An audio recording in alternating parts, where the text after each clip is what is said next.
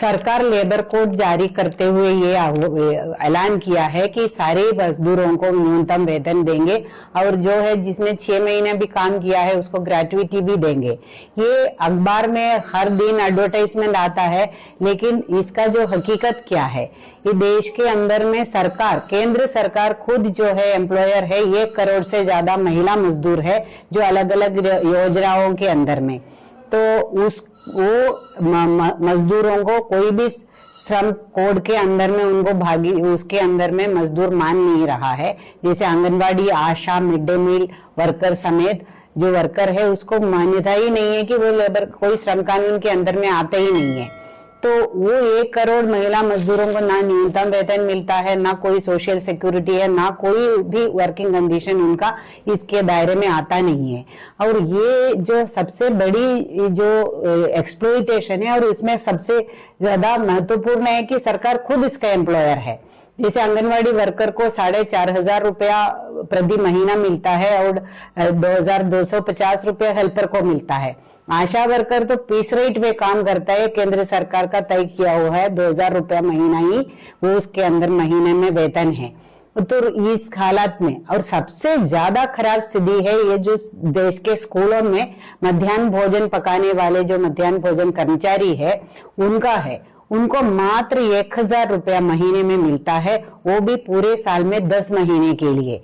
ऐसे में जो है कि कैसा घर गुजारा चलाते सकते हैं वो तो अंदाजा भी कोई नहीं लगा सकते हैं।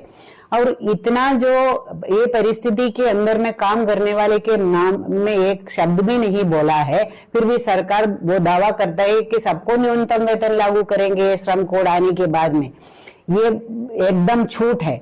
और ये जो सुप्रीम कोर्ट ने एक ऑर्डर निकाला था 2022 में, जो आंगनवाड़ी वर्कर और हेल्पर है उसको एम्प्लॉयर वो वर्कर के डेफिनेशन में आता है और उनको ग्रेट्युटी देना है। 2022 के बाद में अभी तक उनको ग्रेट्युटी देने का केंद्र सरकार ने कोई कदम नहीं उठाया।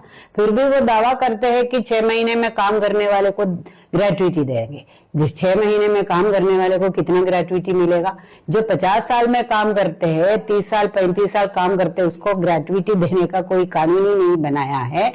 और ये पूरा जो लेबर कोड के अंदर जो 45th ILC का रिकमेंडेशन के बावजूद भी उसमें कोई जिक्र स्कीम वर्कर का नहीं है। और ये सरकार पूरा 2018 के बाद में स्कीम वर्कर का जो वेतन में कोई बढ़ोतरी भी नहीं किया है, और उल्टा ये योजनाओं को बंद करने का पूरा साजिश रचा रहे हैं और बजट कटौती कर रहे हैं। और मनरेगा का साथ में जो किया है वो ये जो योजनाओं के साथ में भी करने का पूरा प्लान करके सरकार आ रहे हैं।